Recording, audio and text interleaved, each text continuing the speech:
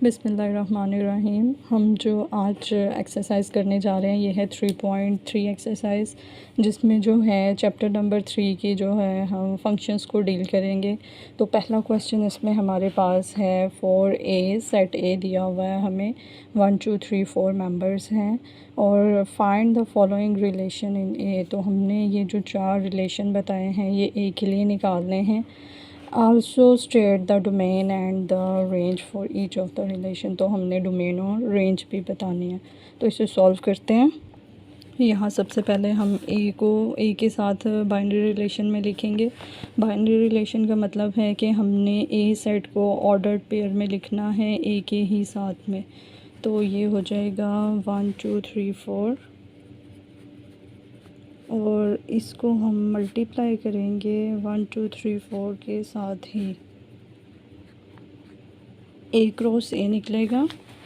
ए cross ए निकाल के हम क्या करते हैं, ऑर्डर्ड पेयर में लिखेंगे। किस तरह से, ए जो है ए के साथ ही मल्टीप्लाई होगा, लेकिन लिखने का तरीका ऑर्डर्ड पेयर वाला है।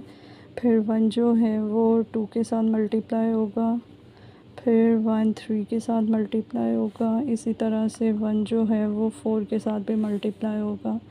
सेम इसी तरह से 2 मल्टीप्लाई होगा 1 के साथ, फिर 2 मल्टीप्लाई होगा 2 के साथ, देन 2 मल्टीप्लाई होगा 3 के साथ, and 2 will be multiply by 4, then 3 जो है वो 1 के साथ। अब मैं हर पेयर को ब्रैकेट में, एक्चुअल में ऑर्डर पेयर ही जो है वो रिप्रेजेंट करता है किसी भी बाइनरी रिलेशन को।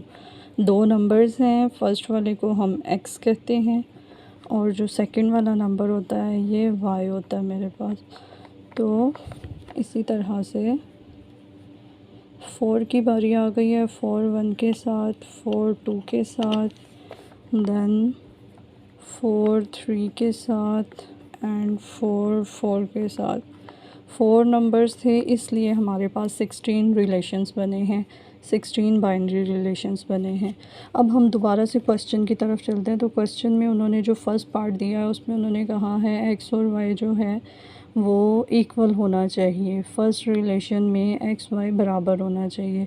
तो इसमें से अब हमने 16 पेयर्स में से वो वाले पेयर्स इकट्ठे करने हैं जिसमें एक्स और वाई बराबर है।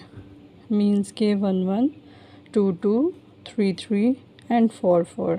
तो इसको मैं आपको लिख के दिखाती। यहाँ पे मैंने फ़र्स्ट पार्ट को लिख लिया है जिसमें उन्होंने बताया ऑर्डर पेयर हो जो कि ऐसा हो कि y जो है वो x के बराबर है। तो इसमें x और y दोनों इक्वल हैं, x y इक्वल। तो ये फ़र्स्ट पार्ट सॉल्व हो गया।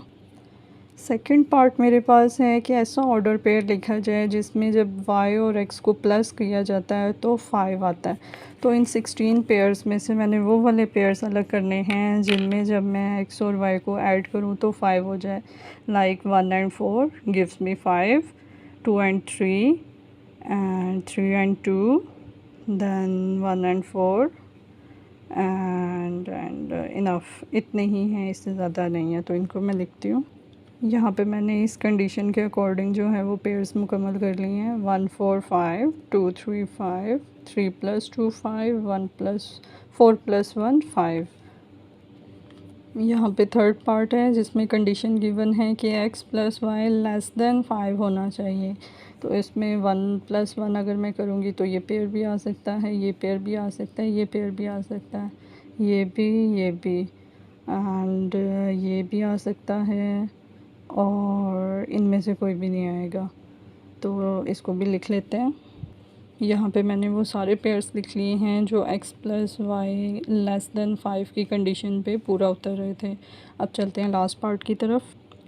फोर्थ पार्ट में कंडीशन गिवन है कि x + y > 5 होना चाहिए। तो x + y > 5 किस में है, जो पेयर्स लेस देन में थे वो एक्सक्लूड कर देंगे और बाकी सारे इंक्लूडेड होंगे।